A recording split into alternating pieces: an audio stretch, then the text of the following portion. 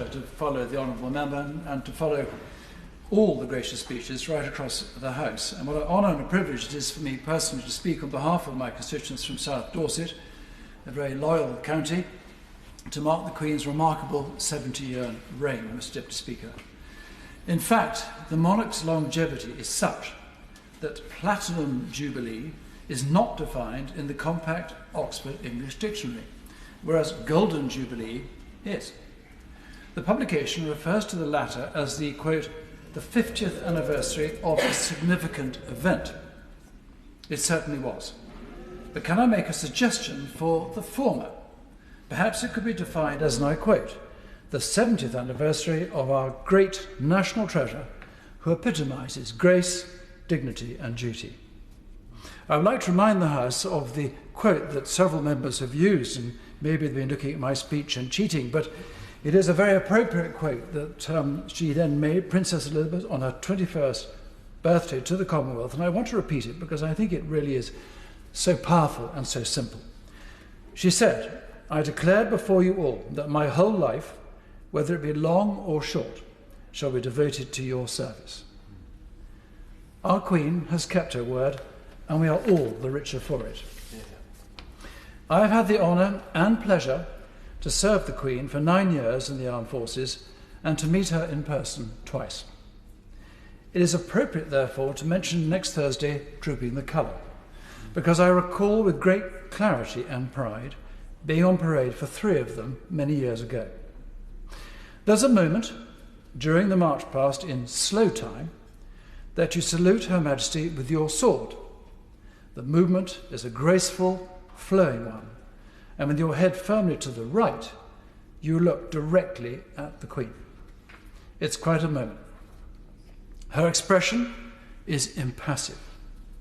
But you know, we all knew, that every movement is being scrutinised and any slip-up noted. Her attention to detail is legendary, and for those who get it wrong, really quite scary. The loyalty the Queen commands from the military is one of the many reasons our armed forces are the best in the world. Many friends who fought in the Falklands War told me that their best friend was the soldier beside them, but that loyalty to Queen and country too drove them to commit acts of bravery that no one, under normal circumstances, would consider doing. It's called service and sacrifice, which in my humble opinion epitomises the Queen. As I've said, I've met the Queen twice. On the first occasion, our battalion, based at Wellington Barracks, not far from here of course, was graced not just by one Queen, but 2, the Queen and Queen Mother. They were attending the presentation of new colours, and that photograph hangs proudly on my wall. The second occasion was when Her Majesty opened the Weymouth and Portland National Sailing Academy prior to the Sailing Games in my constituency. The many attendees were formed into groups of about 8, and we watched and waited as the Queen and the Duke of Edinburgh worked the room, stopping to talk to every single one of us.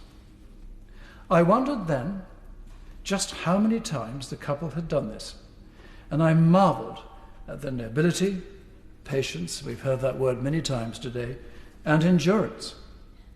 The room was abuzz, Mr. Deputy Speaker. The reception of the royal couple received close on adoration. However, this was not some infatuation. It was a mixture of respect and affection generated by years of flawless service. Finally, I'm sure that like many in the House, I watched The Crown. I paid little or no attention to the tittle-tattle in the script.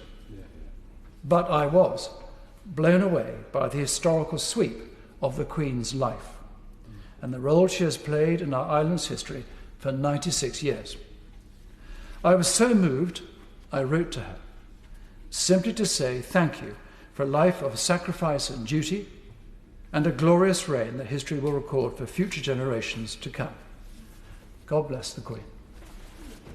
Mary Glendon. Thank you, Mr. Deputy Speaker, and it's an honour to follow